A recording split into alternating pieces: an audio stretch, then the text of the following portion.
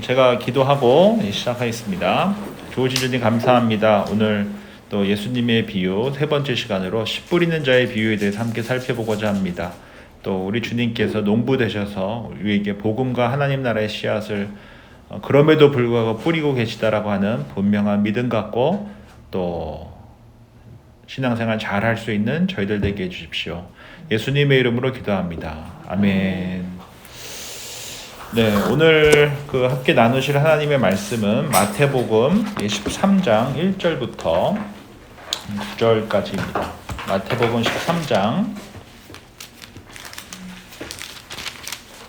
마태복음 13장 신약성경 22쪽 마태복음 13장 1절부터 9절까지의 말씀인데요. 우리 하두수 집사님부터 우리 한 절씩 좀 읽어주시면 감사하겠습니다. 그날 예수께서 집에서 나가서 바닷가에 앉으시매. 마태복음 13장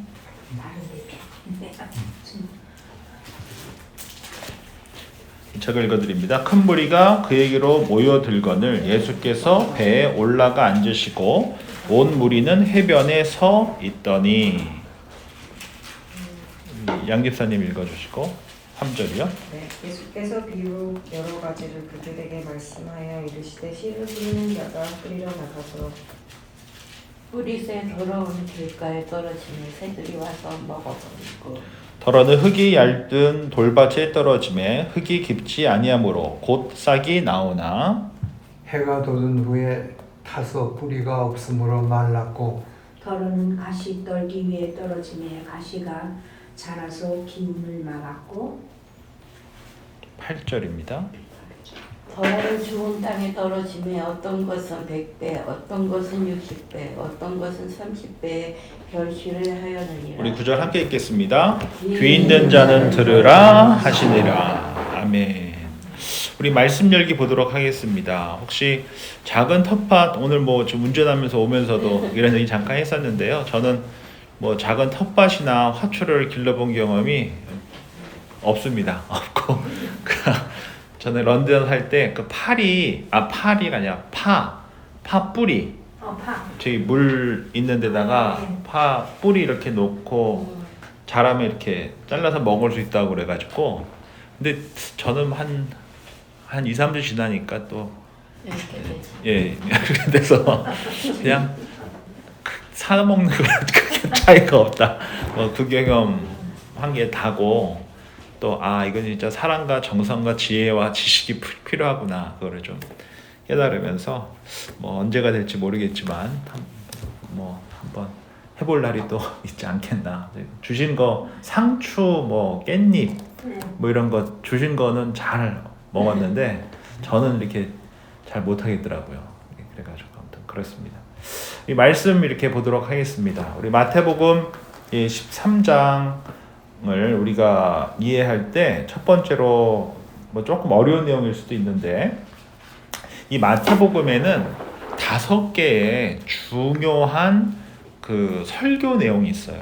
이것을 영어로는 5 discourses라고 하고 한국말로는 5개의 강화 또는 5개의 설교, 5개의 가르침 이렇게 불러요. 그래서 그 첫 번째 가르침이 우리 지난번에 배웠던 산상수훈이에요. 마태복음 5장에 나오는 그래서 첫 번째 설교라고 하고 두 번째 설교가 마태복음 10장에 있는 선교에 관련된 거고 그 다음이 이 세 번째가 오늘 함께 살펴볼 마태복음 13장에 나오는 천국 비유예요. 그리고 18장에 나올 공동체에 대한 내용과 마지막 가르침이 24장, 25장에 나오는 종말에 관한 내용이에요. 이것을 5 discourses라고도 하고 또는 마태복음 5개의 강화 또는 5개의 설교라고 이야기를 합니다. 우리가 지난번에도 함께 배웠었던 것처럼 비유라는 것은 어떤 거라고 했습니까? 감춰진 것을 드러내는 것이다 라고 했었죠.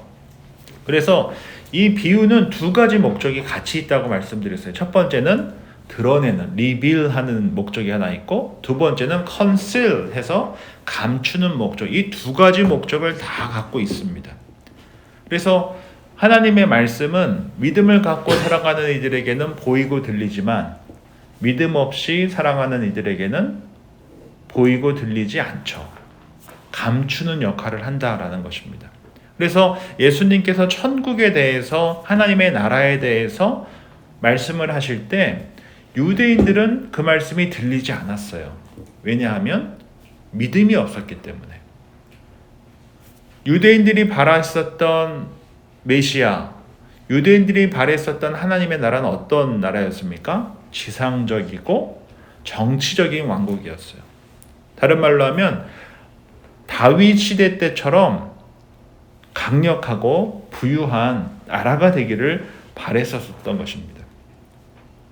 그런데 우리 예수님께서는 이스라엘의 왕으로서만 오신 것이 아니라 온 세상의 왕으로서 열방과 이스라엘에게 구원과 심판을 하시기 위해서, 또 회복하시기 위해서, 해방하시기에 오셨습니다. 그래서 이를 위해서 예수님께서는 십자가에 달려 죽으시고 부활하시고 승천하시고 다시 오실 것을 약속하시며 구원을 시작하셨다는 것이죠. 이런 맥락에서 봤을 때 이 마태복음의 5개의 강화 중 이 3번째 강화인 천국 비유는 유대인들의 그 천국과는 전혀 다르다라는 것을 우리가 살펴보면서 알 수가 있어요.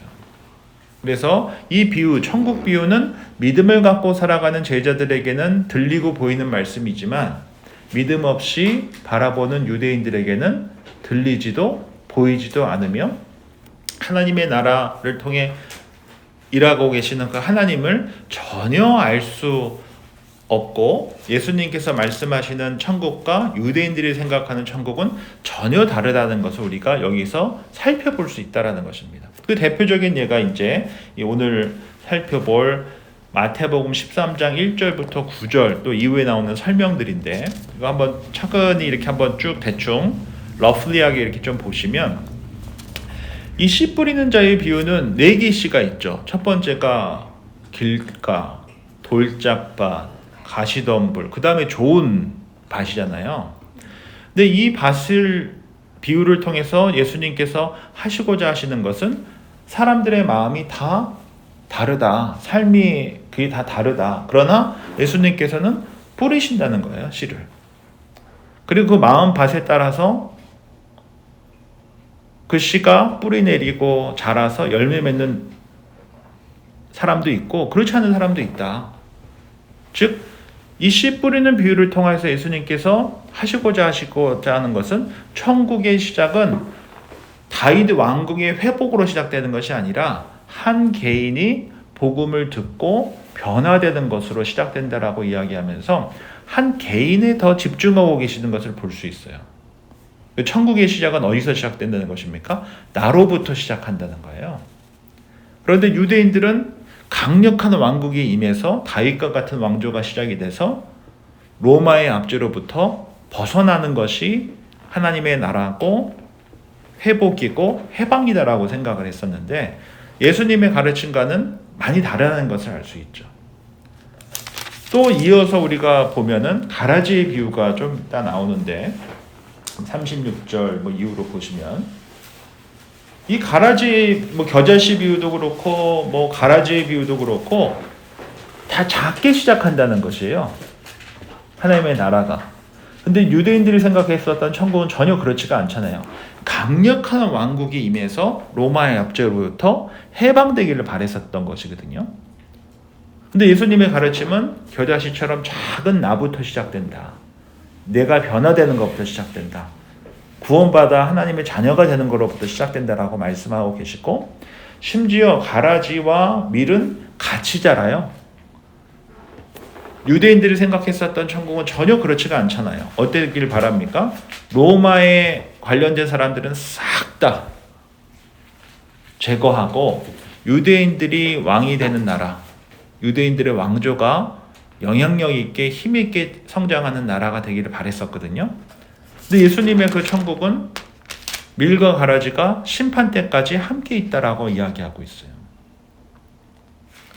이처럼 예수님께서 말씀하고 계시는 천국과 유대인들이 이해하고 있는 천국은 전혀 다르다라는 것이죠. 예수님께서 말씀하시는 천국은 나로부터 시작된다. 그러나 유대인들이 생각하는 천국은 강력한 왕조로부터 시작된다 라고 이야기하고 있기 때문에 전혀 다르다라는 것을 우리가 이게 살펴보면서 이제 이 씨 뿌리는 자의 비유 속으로 함께 들어갔으면 합니다. 그러면 우리 표 권사님께서 다시 마태복음 13장으로 돌아가세요. 우리 1절, 2절, 3절 말씀을 한번 더 읽어주시면 감사하겠습니다. 그날 예수께서 집에서 나가사 바닷가에 앉으심에 큰 무리가 그에게로 모여들거늘 예수께서 배에 올라가 앉으시고 온 무리는 해변에 서 있더니 예수께서 비유로 여러 가지를 그들에게 말씀하여 이르시되 씨를 뿌리는 자가 뿌리러 나가서 예, 감사합니다. 여기서 씨 뿌리는 자의 비유에서 씨를 뿌리는 자는 누구를 가리킬까요? 예수님이시겠죠.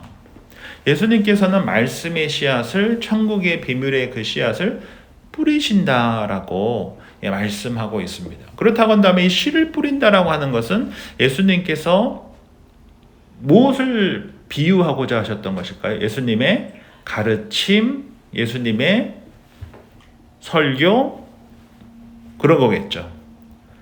그래서 우리가 다음 세대에게 말씀의 복음의 씨앗을 뿌린다라고 말씀하잖아요.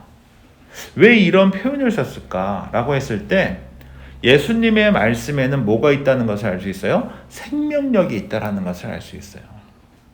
그래서 우리가 다음 세대들, 우리 주일학교 학생들, 중고등부 학생들에게 말씀의 씨앗을 뿌리는 것이 왜 중요하냐? 그 말씀에는 뭐가 있기 때문에요? 생명력이 있기 때문에 그래요. 비록 그 씨앗이 내가 원하는 때에 자라지 않는다 하더라도 그 뿌려진 씨앗은 하나님의 때에 하나님의 사람에 의해 주어진 물과 조건과 환경 속에서 뿌리를 내리고 자라 언젠가는 열매를 맺게 되어 있거든요. 그래서 예수님의 말씀은 뭐와 같다라고 말씀하시는 거예요? 씨를 뿌리는 것과 같다. 이렇게 비유를 하고 계시다라는 것입니다. 저는 그래서 이 제자반에서 때로는 우리가 조금 어려운 내용을 배우기도 하고 지루하기도 하지만 이 시간이 우리가 그냥 세상 지식을 얻는 시간이 아니고 하나님의 말씀의 씨앗을 받는 시간이거든요. 그렇기 때문에 그 말씀이 때로는 나에게 동의가 안 될 수도 있어요. 또는 이해가 안 될 수도 있습니다. 그러나 그 말씀에는 뭐가 있습니까? 생명력이 있기 때문에 때가 되면 어떻게 돼요? 생명력 있게 자라 뿌리 내리고 열매를 맺는다는 것이에요. 그래서 예수님께서는 은유적으로 가르친다라는 내용을 뿌린다라고 말씀하시며 제자들에게 하나님의 나라와 복음에 대해서 말씀하셨다라는 것을 우리가 이해할 필요가 있고요.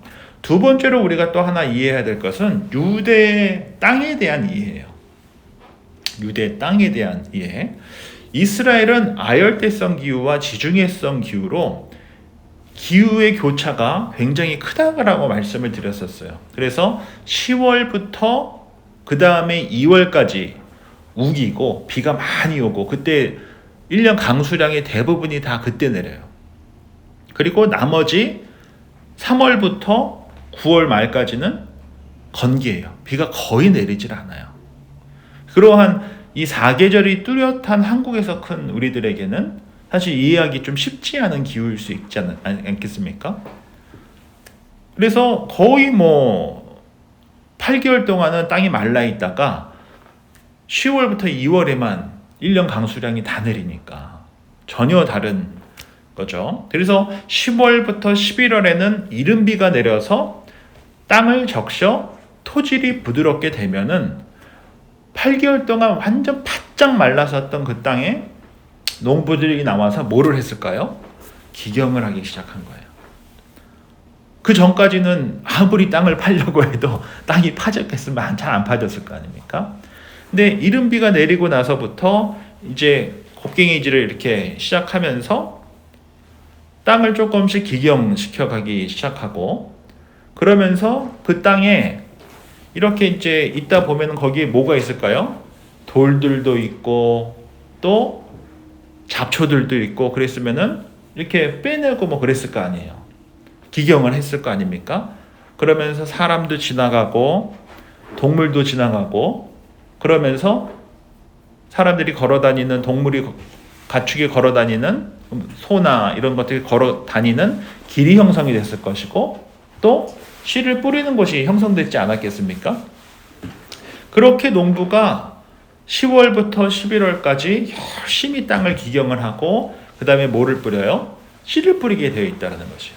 그래서 이 네 가지 밭을 이해하실 때 저는 이렇게 좀 이해하시는 게 좋을 것 같아요. 이것을 그냥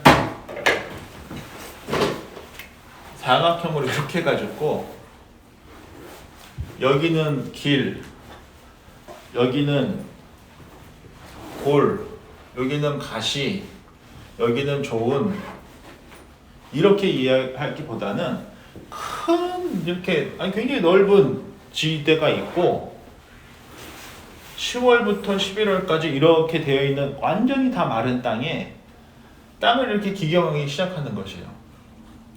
이렇게.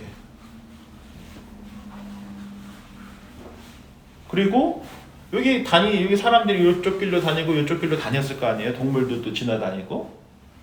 그러면서 여기 있던 돌들도 빼내고 또 잡초들도 빼내고 그러면서 이제 농부와 소가 이렇게 다니면서 목에다가 씨통을 달고 이렇게 뿌렸겠죠. 그렇죠? 뭐 뿌리다 보면은 뭐가 발견됐겠습니까? 돌도 발견되고 잡초도 발견되고 또 여기 사람들이 왔다 갔다 하다 보니까 이 길은 또 어땠겠어요? 단단해졌겠죠. 그러니까 씨가 뿌려도 이 뿌리를 내리지 못하는 거죠. 이렇게 한번 한번 우리 그림을 그릴 필요가 있다는 것이요. 내가 농부인데 예수님께서 농부신데 씨를 이렇게 막 뿌리셨을 거란 말이에요. 그러니까 우리의 마음이 때로는 길과 같을 수도 있는 것이고 때로는 돌짝밭은 뭐 해봐야 합니까? 파봐야 알잖아요. 왜냐하면 서피스에는 흙으로 덮여있기 때문에 이게 왜 안 자라지 보면은 밑에 이따만한 돌이 있어서 뿌리를 내리지 못해서 그냥 얇게 이렇게 하고 말하는 이게 왜 이렇게 안 자랄까? 딴 데 다 잘 자라는데 파보면은 큰 돌이 있는 거죠. 그리고 왜 이렇게 열매 안 맺히나 그러면은 가시덤불에 덮여 있는 것이고 잡초에 둘러싸여 있는 것이고 그렇게 우리가 좀 살펴본다고 했을 때 농부 되신 예수님께서 이 복음과 하나님의 나라라고 하는 말씀의 씨앗을 이렇게 막 그냥 뿌리시는구나. 근데 어떻게 뿌리십니까? 지치지 않고 계속 뿌리신다는 거예요. 그러면서 계속 기경하시는 것이죠. 그렇게 이제 씨를 뿌리고 나면 추수기가 되면 이제 우기가 끝나고 3월, 4월 이렇게 그 다음이 되면은 어떤 데서는 10배의 수확을 얻기도 하고 어떤 데서는 30배의 수확을 얻기도 하고 어떤 데서는 100배의 수확을 얻기도 하는 것이죠. 이것은 그 땅의 상황에 따라서 다르다라는 것이에요. 그리고 예수님께서는 그것과 상관없이 계속 복음의 씨앗을 뿌리셨던 것이죠. 씨앗을. 우리가 이런 맥락에서 한번 그림을 좀 그려보면서 이 밭이라는 것이 어떤 밭이었을까? 그리고 예수님께서 농부신데 우리 교회라고 하는 이 교회 공동체 안에서도 예수님께서 말씀의 씨앗을 딱 뿌리신단 말이에요. 근데 설교자로서 제가 딱 강당의상에 딱 섰을 때 성도님들이 지금 마음의 밭이 길가와 같은지 돌짝밭인지 가시덤불인지 뭐 잘 모르잖아요. 그렇지 않겠습니까? 저는 그냥 받은 대로 가르치고 선포할 뿐이지 모른단 말이에요.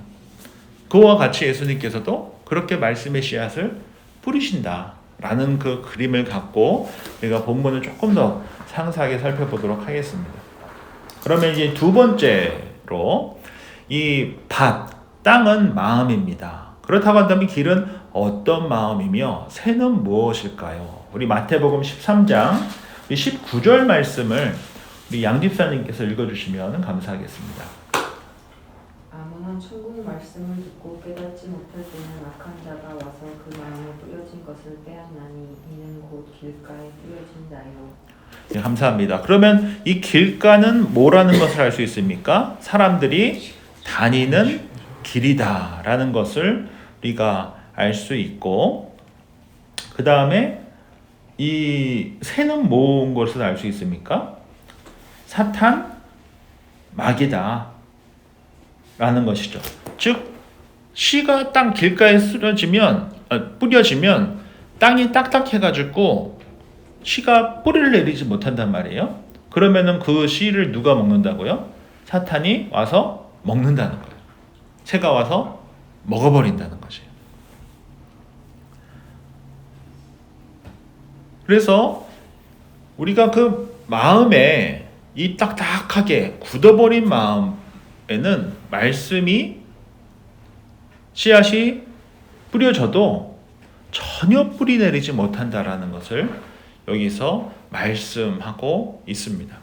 이러한 마음을 성경에서 뭐라고 이야기하냐면 굳은 마음이다 또는 딱딱한 마음이다라는 표현을 사용을 하고 있어요. 그래서 이 굳은 마음 또는 딱딱한 마음을 헬라어로 스켈레로스라고 합니다. 스켈레로스. 이 스켈레로스를 뜻하는 이 딱딱한 마음을 우리가 성경에서 가장 먼저 찾아볼 수 있는 것이 있다라고 한다면은 바로 출애굽한 이스라엘 백성들이에요. 출애굽한 이스라엘 백성들이 하나님의 은혜로 홍해를 건넜습니다. 그리고 한 달 동안 걷잖아요. 시내산까지. 그러면서 목이 마르고 먹을 것이 없자 마음이 어떻게 됐습니까? 딱딱해졌어요. 그래서 말이 거칠어졌습니다. 그리고 한 달 만에 시내산에 도착했습니다. 이제 모세가 십계명을 받아 올라가 있는 동안에 마음이 딱딱해져서 그들이 뭘 만들었습니까? 금송아지를 만들었어요. 그 딱딱한 마음이 약속의 말씀을 믿고 나아가는 것이 아니라 오히려 말씀이 전혀 뿌리 내리지 못했었다라는 것. 그래서 다시 애굽으로 돌아가 있는 것이죠. 그래서 신명기 8장 2절인데요. 우리 신명기 한번 찾아가 보도록 하겠습니다. 우리 신명기 8장인데요. 신명기 구약성경 273쪽입니다. 신명기 8장, 275쪽입니다. 274쪽 또는 275쪽. 구약성경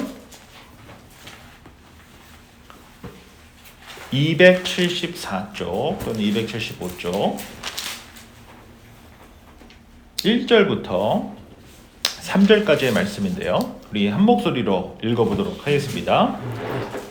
내가 오늘 명하는 모든 명령을 너희는 지켜 행하라. 그리하면 너희가 살고 번성하고 여호와께서 너희의 조상들에게 맹세하신 땅에 들어가서 그것을 차지하리라.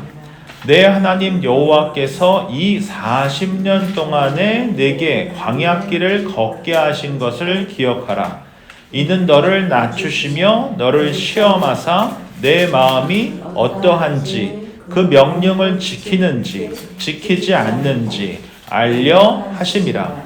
너를 낮추시며 너를 줄이게 하시며 또 너로 알지 못하며 내 조상들도 알지 못하던 만나를 내게 먹이신 것은 사람이 떡으로만 사는 것이 아니요 여호와의 입에서 나오는 모든 말씀으로 사는 줄을 내가 알게 하려 하심이니라. 아멘. 이 신명기 8장 1절부터 3절 구약성경 274쪽에 보면은 이러한 마음을 기경하시는데 이스라엘 백성들에게 필요했던 시간이 몇 년이었다는 것을 알 수 있습니까? 40년의 광야 생활이 필요했다는 것이에요. 이 40년의 시간 동안 기경되어지면서 무엇을 알게 하셨습니까? 시험하셨고 낮추셨고 하나님의 말씀을 지키고자 하는지 그렇지 않는지, 떡으로만 사는지 하나님의 말씀으로 사는지, 그 40년이라는 시간 동안 우리 주님께서 이스라엘 백성들을 뭐 하셨습니까? 기경하셨다라는 것이에요. 그리고 이 굳은 마음을 뜻하는 스켈로스와 비슷한 단어가 스켈로스인데, 이 스켈로스는 힙에서 발목까지를 뜻해요. 이 환도뼈를 의미해요. 환도뼈 하면은 누가 딱 떠오르십니까? 야곱이 떠오르죠. 이 사기꾼 기질이 강했었던 야곱이 형 에서에게 장자권을 팥죽 한 그릇에 샀어요. 그리고 아버지를 속여 축복권을 가져갔어요. 그리고 나서 어디로 도망가게 됩니까? 라반 삼촌에게 도망가게 돼요. 그리고 거기서 몇 년 동안 있습니까? 20년 동안 있었단 말이에요. 그러면서 라헬과 레아와 결혼을 해서 12명의 아들을 낳고 많은 가축과 함께 이제 마침내 하나님의 섭리 속에서 라반 삼촌으로부터 떠나 자신의 형을 다시 만나기 위해서 형 에서에게 돌아가게 돼요. 그랬는데 이 야곱이 모든 가족은 다 먼저 에서에게 보내고 홀로 남아서 뭐 하게 됩니까? 기도하게 돼요. 그 기도하면서 천사와 함께 뭐 하게 되죠? 씨름을 하게 되죠. 그러자 그 천사가 어떻게 합니까? 야곱의 환도뼈를 쳐버려요. 그리고 그날부터 야곱은 어떻게 됩니까? 절뚝발이가 돼요. 그래서 형을 만나러 가는데 한번 상상해 보십시오. 이미 모든 가족들이 대부분 다 에서에게 갔어요. 그리고 혼자 20년 동안 목동으로 살면서 정말 고운 손에 그 여자와 같이 부엌일만 했었던, 지금은 부엌일 한다고 고운 손이 되는 건 아니지만 그 당시에 이제 대부분 사냥을 하고 그랬었기 때문에 남성적인 그 상징인 아주 굳은 손, 거친 손, 그 거친 손의 사람으로 변해져 버린 야곱, 전혀 생각하지 못했었던 고운 손의 남자 야곱이 아주 거친 손의 남자가 되었는데 어떻게 하고 옵니까? 다리를 절뚝거리면서 오는 거예요. 그 절뚝거리는 모습을 본 형의 마음이 어떻게 됐을까요? 녹아내렸겠죠. 그래서 무엇이 일어났습니까? 화해가 일어난 것이. 즉, 이 고집세고 자기중심적이고 욕심 많았었던 그 야곱을 하나님께서 20년 동안 자신보다 더 악하고 더 거짓말 잘하고 못된 라반 삼촌 밑에서 양치기 노릇을 하면서 완전히 깎아져 내려버린 거예요. 20년 동안 고생하면서 어떻게 됐습니까? 그의 삶이 기경된 것이에요.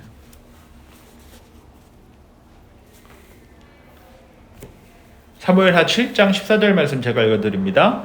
나는 그에게 아버지가 되고 그는 내게 아들이 되리니 그가 만일 죄를 범하면 내가 사람의 매와 인생의 채찍으로 징계하려니와.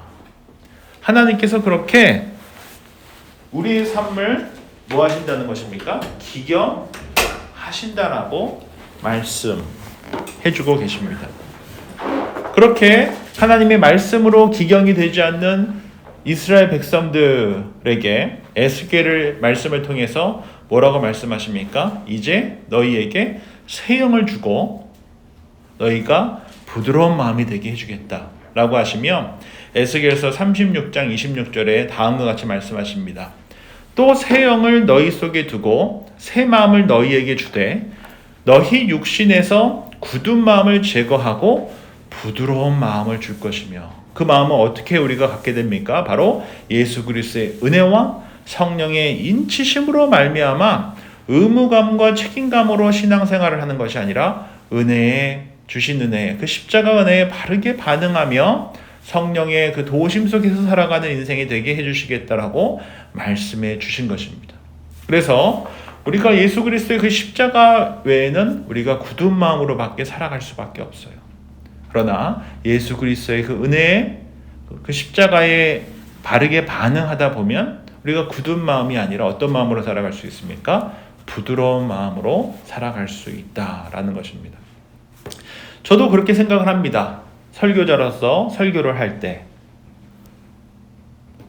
뭐 성인들 한 50분 정도 40에서 50분 정도 모이시는 또 아이들까지 한 20-30명 모이는 저희 교회에서 이렇게 말씀을 전할 때 분명히 길가밭과 같이 말씀을 씨앗을 뿌려도 그냥 그대로 있는 분들이 있으실 거라고 저는 생각을 해요. 그런데 그렇게만 계속 있으면 그 말씀이 어떻게 된다고요? 새가 와서 먹어버려요. 말씀의 생명력이 뿌려지지 않고 그냥 먹어버린다는 것이. 우리가 그러한 마음밥이 아니었는지 한번 되돌아볼 필요가 있다는 것이죠. 두 번째로 이제 돌밭과 가시떨기는 어떤 마음인가에 대해서 우리 함께 살펴볼 때요. 다시 마태복음 13장으로 돌아가도록 하겠습니다. 마태복음 13장 20절부터 22절까지의 말씀을 우리 양집사님께서 읽어주시면 감사하겠습니다. 돌밭에 뿌려졌다는 것은 말씀을 듣고 즉 기쁨으로 받되 그 속에 뿌리가 없어 잠시 견디다가 말씀으로 말미암아 환난이나 박해가 일어날 때에는 곧 넘어지는 자요. 가시떨기에 뿌려졌다는 것은 말씀을 들으나 세상의 염려와 재물의 유혹에 말씀이 막혀 결실하지 못하는 자요. 네, 감사합니다. 이 돌밭과 가시떨기는 어떤 마음입니까? 첫 번째 돌밭은 돌이 있는 거죠. 돌. 근데 아까 말씀드렸던 것처럼 돌밭에는 그 밑 서피스가 흙으로 덮여 있기 때문에 돌이 있는지 없는지 몰라요. 그렇지 않겠습니까? 그래서 그 씨앗이 뿌려지고 싹이 돋긴 돋는데 모아질 못해요. 뿌리가 깊이 내려가지 못하니까 계속 애기처럼 있는 거예요. 애기싹으로 계속 애기싹만 있는 것이. 왜요? 그 돌 때문에 뿌리를 내리지 못하니까 영양분을 충분히 받아들이지 못하는 것이죠. 그래서 이 돌을 성경에서 무엇에 비유하고 있습니까? 이 돌이 뭐와 같다고요? 환난과 박해와 같다라고 말씀하고 있습니다. 이 환난과 박해 때문에 말씀으로 인해서 잠깐 기쁨은 있지만 어려움이 생기면 바로 더 이상 자라지 못하는 것이죠. 견딜 힘이 전혀 없는 것이죠. 왜? 깊이 뿌리를 내리지 못하니까 자라지를 못하는 거예요. 우리 수유반에서도 잠깐 나눴었는데 한 집사님께서 이런 말씀을 하셨는데 참 공감이 됐어요. 이 환난과 박해는 외부에서 오는 거잖아요. 외부에서. 그래서 우리가 신앙생활을 이렇게 딱 이제 맘먹고 하려고 하다 보면은 걸리는 게 굉장히 많습니다. 그렇지 않겠습니까? 뭐 해야 될 게 많잖아요. 주일을 매주 나온다는 게 이게 보통 일이 아니거든요. 그리고 헌금 생활한다는 것도 이거 보통 일이 아니고 또 가족들과 함께 또 주일 성수한다는 거 이거 보통 일이 아니거든요. 그러다 보면은 적지 않게 뭐가 생길 수 있습니까? 환난과 박해가 있을 수 있죠. 저처럼 모태신앙으로 큰 사람들은 사실 그런 박해를 크게 느껴보지는 못해서요. 그런데 성인이 돼서 신앙생활을 하다 보면은 그렇지 않겠습니까? 당연히 환난과 박해가 있을 수밖에 없죠. 그러니까 조심스러운 거예요. 또 그러다 보면은 깊이 뿌리 내리지 못하고 어린 애기싹으로만 이렇게 있을 수도 있다라고 말씀하고 있습니다. 그래서 20절에 보면 즉시 기쁨으로 받지만 뿌리가 없어 잠시 견디다가 넘어진다 라고 말씀하고 있습니다. 그래서 조금만 손해보고 조금만 변화가 요구되면 바닥이 드러나는 그러한 신앙, 쉽게 상처받고 말씀에 깊이 뿌리 내리지 못하고 변화를 두려워하고 열매가 없고 연약한 순으로 있다가 말라버릴 수 있다는 것입니다.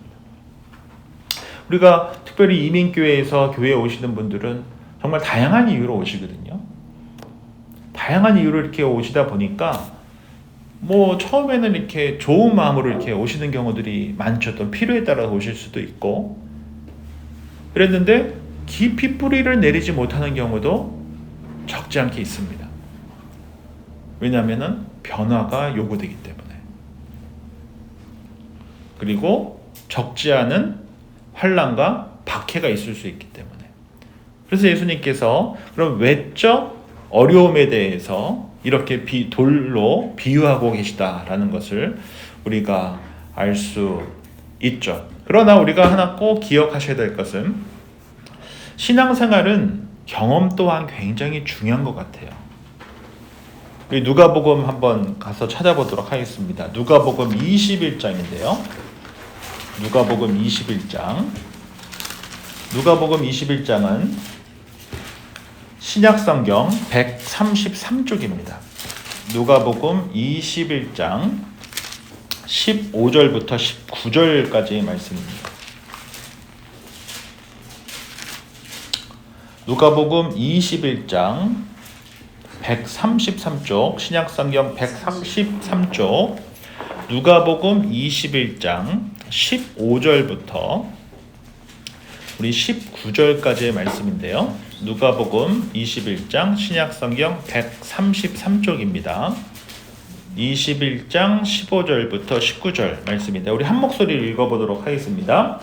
내가 너희의 모든 대적이 능히 대항하거나 변박할 수 없는 구변과 지혜를 너희에게 주리라. 심지어 부모와 형제와 친척과 벗이 너희를 넘겨주어 너희 중에 몇을 죽이게 하겠고 또 너희가 내 이름으로 말미암아 모든 사람에게 미움을 받을 것이나 너희 머리털 하나도 상하지 아니하리라. 너희의 인내로 너희 영혼을 얻으리라. 아멘. 이 성경에서 우리 예수님께서 뭐라고 말씀하십니까? 환난과 박해가 있다. 그러나 이 환난과 박해로 인하여서 죽는 일이 있을 수도 있다. 미움을 받을 수도 있다. 그런데 뭘 경험하게 될 거라고 말씀하고 계세요? 머리털 하나 상하지 않게 하는 것을 경험하게 하겠다라고 말씀하시고 15절에 보면 변박할 수 없는 구변과 지혜를 너에게 주리라 라고 말씀하고 계시거든요. 다른 말로 하면은 환난과 박해가 있을 수 있습니다. 그러나 믿음을 갖고 우리가 인내하다 보면 어떤 하나님을 만날 수 있다라고 말씀하고 있어요. 전혀 생각지도 못했었던 하나님의 말씀을 받을 수도 있고요. 할 말을 주시는 하나님을 경험하게 되고 또 머리털 하나 상하지 않게 하시는 하나님을 경험하게 해주시겠다라고 말씀하고 있어요. 즉 잘하는 데는 뭐가 필요하다는 것입니까? 고통이 필요하다는 것이에요. 성장통이라는 것이 있잖아요. 신앙생활 하는 데 있어서도 성장통이라는 것이 있다는 것이죠. 그래서 제가 이런 경험은 있어요. 구역장으로 한번 좀 섬겨주시겠습니까? 또는 주일학교 교사로 이렇게 섬겨주시겠습니까? 이렇게 할 때 아유 목사님 저는 누구 가르쳐 본 적이 없어요. 그래가지고 못하겠습니다. 이런 분들 굉장히 많거든요. 그런데 특별히 주일학교 또는 교사로 교회학교 교사로 청년부 교사로 이렇게 섬기시다 보면은 하나님께서 난 한 번도 그렇게 생각을 해본 적이 없는데 할 말을 주시는 하나님을 경험하게 돼요. 꼭 해야 할 말을 주시는 하나님을 경험하게 돼요. 그러니까 가르치기 전까지는 절대 알 수 없는 할 말을 주시는 하나님을 경험하게 돼요. 우리가 헌신하고 또 특별히 뭐 선교회 장이나 이런 데 가다 보면 그러니까 헌신하는 자리에 가다 보면 머리털 하나 상치 않게 하시는 하나님, 보호하시고 예비하시는 하나님을 경험하게 되거든요. 즉 그러한 경험들이 어떻게 하게 됩니까? 주님을 더 신뢰하게 돼요. 환난과 박해에도 불구하고 앞으로 나아갈 당장 눈앞에 보이는 것은 환난과 박해밖에 없지만 주님의 말씀을 신뢰하면서 인내하다 보면 그 환난과 박해를 통해서 내가 성장하고 주님을 더 신뢰하게 하는 그러한 모멘텀이 되게 하시는 하나님을 경험하게 된다는 것이죠. 그래서 돌짝밭에만 있다고 피하는 순간 어떻게 됩니까? 그 하나님을 경험하지 못하는 것이에요. 아브라함이 자신의 독자 이삭을 데리고 모리아산으로 올라가지 않았다라고 한다면은 그는 어떤 하나님을 못 만나게 됐겠습니까? 여호와 이레 하나님을 만나지 못했을 것이에요. 우리가 이것을 기억하는 것이 참으로 중요하다라는 것입니다. 이 두 번째로 이제 가시덤불밭은 어떤가라고 했을 때 이 돌짝밭은 환난과 박해라고 한다면은 이 가시떨기는 뭐라고 이야기하고 있죠? 다시 마태복음 13장으로 돌아와서 22절 말씀 보면 가시떨기에 부러졌다는 것은 말씀을 들으나 세상의 염려와 재물의 유혹에 말씀이 막혀 뭐하지 못합니까? 결실하지 못한다라고 말씀하고 있습니다. 가시떨기와 돌짝밭에는 어떤 큰 차이가 없을 수도 있는데 좀 차이를 찾아본다고 한다면은 돌밭은 외적인 환난과 박해로 인하여서 뿌리를 깊이 내리지 못하는 것이에요. 그래서 자라지 못하는 것이죠. 하나님의 말씀을 그냥 깊이 만나지 못하고 겉핥기만 하는 거예요. 왜? 순종을 해본 적이 없으니까. 인내해 본 적이 없으니까. 하나님의 말씀보다 내 생각과 경험이 더 크니까. 그 말씀의 순종을 통하여서 인내를 통해 경험하게 되는 그 하나님의 말씀의 능력을 모르는 거죠. 그러니까 자라지도 않고 열매도 없는 것이죠. 그런데 이 가시떨기는 어떻습니까? 자랍니다. 뿌리도 내립니다. 그런데 모아질 못한다라고 말씀하고 있어요. 열매를 맺지 못한다라고 말씀하고 있어요. 그래서 이 가시떨기는 염려와 재물의 유혹이라고 말씀하고 있거든요. 세상의 염려와 재물의 유혹이라는 가시 때문에 열매 맺지 못한다라고 말씀하고 있어요. 저는 그런데 이 염려라는 것 또한 교만에서부터 비롯된다라고 생각을 합니다. 재물도 마찬가지입니다. 다른 말로 하면 염려와 재물에 대한 것은 다 내 능력과 내 힘으로 열매를 맺고자 하는 것, 한마디로 말하면 교만에서로부터 비롯된다. 그래서 돈은 굉장히 우리의 삶을 어떻게 만듭니까? 편하게 만들 수 있거든요. 돈이 많으면 인생이 뭐 힘든 일도 있겠지만 적정하게 많으면 돈은 우리의 인생을 참으로 편하게 만듭니다. 그거는 부인할 수가 없어요.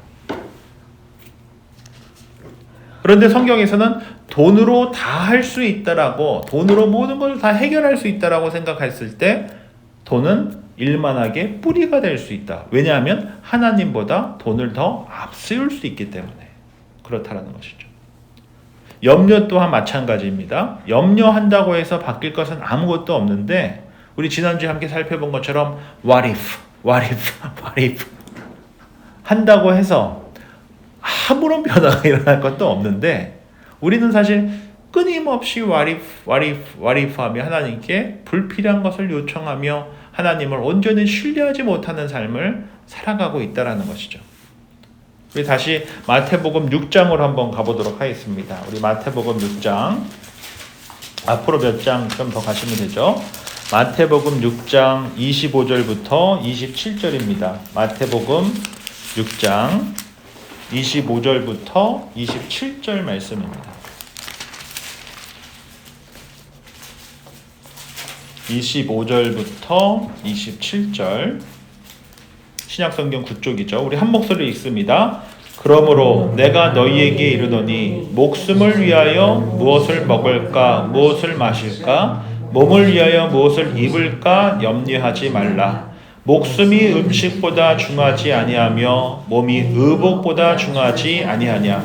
공중의 새를 보라. 심지도 않고 거두지도 않고 창고에 모아들이지도 아니하되 너희 하늘 아버지께서 기르시나니 너희는 이것들보다 귀하지 아니하냐.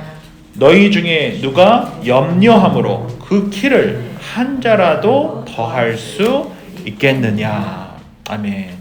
여기서 세 가지를 말씀하고 있습니다. 첫 번째, 우리 주님께서 무엇이 중요하냐? 너희 생명보다 더 중요한 것이 뭐냐? 라고 물고 계세요. 두 번째가 뭡니까? 하나님이 누구시냐? 하나님께서 어떠하신 분이십니까? 공중의 새를 먹이시는 분이시다. 너희가 그것보다 더 중요하지 않냐? 생명이 제일 중요합니다. 하나님께서 우리를 먹이십니다. 세 번째 뭐 이야기 말씀하고 있습니까? 염려한다고 해서 그 길을 한 자라도 더 할 수 있냐? 그렇지 않다라는 거죠. 무엇이 중요하냐? 하나님이 누구시냐? 염려한다고 더 잘하는 것이 뭐냐? 변화될 것이 뭐냐? 없다라고 이야기하고 있는 것입니다. 성경에서는 교만은 패망의 선봉이다라고 이야기했고, 돈이 적절하게 있고 돈이 우리의 삶의 주인이 되지 않는 이상 돈은 우리에게 너무나 소중하고 필요한 것이지만, 돈을 우리가 잘못되게 사용하게 되면 하나님보다 돈이 더 힘있게 느껴지기 시작되면은 우리는 또한 교만할 수밖에 없고 그 돈은 일만하게 뿌리가 될 수밖에 없다라고 성경에서 말씀하고 있으며, 마태복음 6장을 통해 우리가 가시덤불과 같은 삶 속에서 열매 맺지 못하고 있을 때 우리에게 말씀해 주시는 것이 무엇입니까? 정말 중요한 게 뭐냐? 하나님이 누구시냐?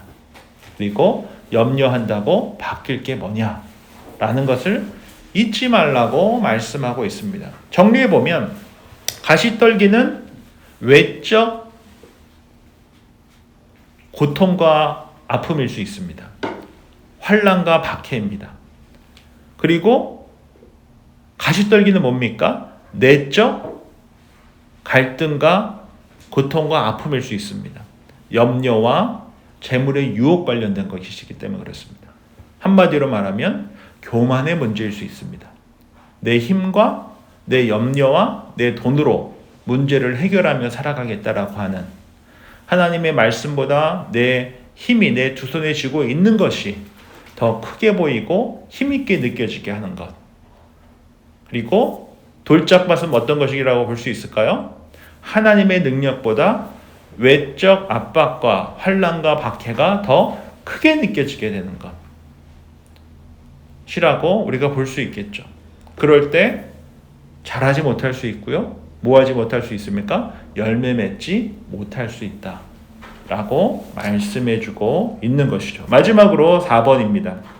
좋은 땅에 떨어진 씨앗의 열매를 맺었습니다. 좋은 땅이란 그렇다고 한다면 어떤 마음입니까? 우리 마태복음 13장으로 다시 돌아가서 23절 말씀을, 마태복음 13장 23절 말씀을 구건사님께서 읽어주시면 감사하겠습니다. 신약성경 21쪽 마태복음 13장 23절 말씀입니다.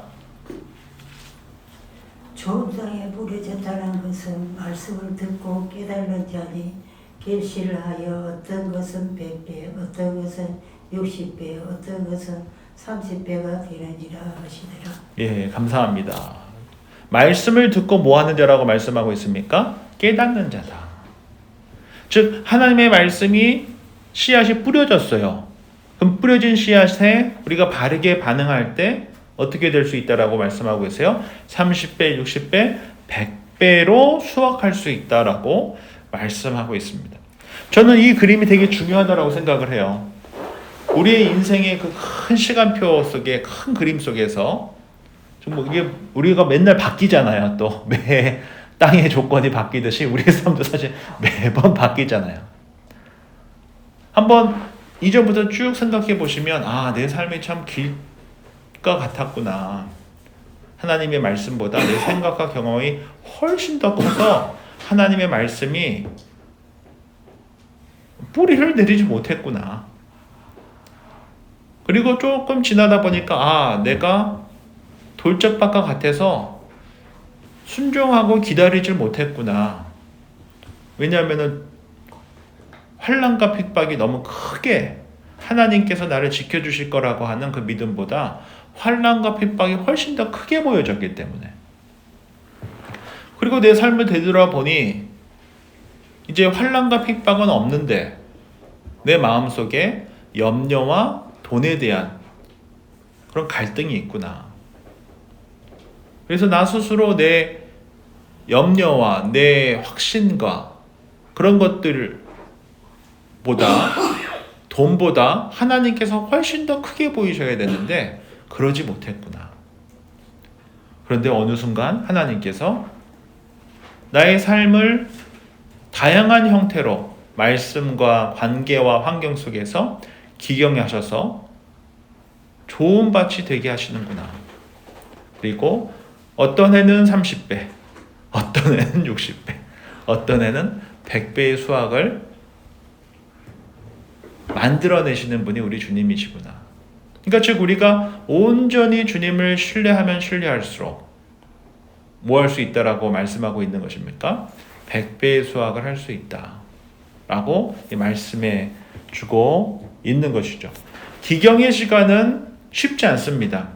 저도 뭐 예전에 런던 살 때 한 50년 가까이 된 집 이렇게 살면서 전 주인이 그 뒷마당을 전혀 관리하지 않은 집을 살면서 매일 그 민들레를 100개를 뽑으면 그 다음날 비가 오면 110개가 늘 있는 그 생활을 한 달 넘게 하다가 야, 안 되겠다. 뿌리까지 안 뽑은 거 아니에요? 그것도 좀 있는 것 같아요. 저는 뽑는다고 뽑았는데 이게 확 완전히 아무튼 전 열심히 그 기계로 100개를 뽑으면 그 다음날 비가 오고 나면 110개가 있는 것 같고 그거를 한 달 넘게 하다가 이사 가야 되겠다. 그리고 이사를 갔었거든요. 그 관리를 못해서.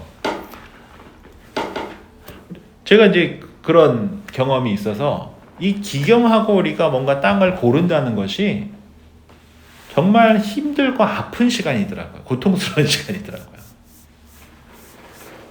그래서 기경은 결코 쉽지가 않은데 그 시간을 통해서 우리가 주님을 더욱더 깊이 만나게 되고 또 이 시간들은 사실은 우리가 신앙적으로 적용해 봤을 때 자기 십자가를 지는 시간이거든요. 자기 십자가를 지는 것이 뭐라고 했습니까? 나를 부인하는 거라고 말씀하셨거든요. 그러니까 내 경험과 내 지식보다 내가 할 수 있는 능력보다 하나님께서 더 크시고 위대하십니다. 라고 하는 그 아주 근본적인 문제는 내 힘으로 다 해결할 수 있는 게 없잖아요. 결국 하나님께서 해주셔야 되는데 우리가 할 수 있는 것들이 있다고 하여서 또 우리가 할 수 없는 것이 있다고 하여서 하나님께서도 못하시고 안 해주신다라고 믿는 것은 불신인 것이고 그 불신의 씨앗이 바로 돌일 수도 있고 가시덤불일 수도 있는 것이죠. 그래서 하나님께서 더 크실 때 하나님의 말씀이 더 크게 보일 때 그러할 때 우리가 무슨 밭이 됐다라는 것을 알 수 있습니까? 좋은 밭이 될 수 있다. 그것을 우리가 기억하고 살아갈 때 30배, 60배, 100배의 열매를 맺는다라는 것 잊지 않으셨으면 좋겠고요. 마지막으로 하나 더 우리가 좀 살펴보고자 하는 것은 여기서 그 결실한다라고 했을 때 뿌려졌을 때 결실하여라고 되어 있죠. 23절에 보면 이 결실한다라고 하는 이 시제가 헬라어로 미완료 과거형이에요. 이 미완료 과거형의 중요한 특징은 멈추지 않고 계속된다라고 하는 의미를 갖고 있거든요. 즉 하나님께서는 씨앗을 뿌리십니다. 때로는 우리의 삶 속에 30배가 열릴 수도 있어요. 60배가 열릴 수도 있어요. 100배가 열릴 수도 있어요. 그럼에도 불구하고 씨를 뿌리시는 농부 되시는 우리 주님께서는 뭐 하신다고요? 계속 뿌리시고 계속 결실하게 하신다는 것이에요. 하나님의 열심이 절대 멈추지 않는다. 그러한 삶이 바로 저와 우리 귀한 성도님들의 삶이며 우리 베리하는 장로교회다. 라는 것을 우리가 잊지 않고 함께 이렇게 신앙생활 해 나아갈 수 있기를 바랍니다.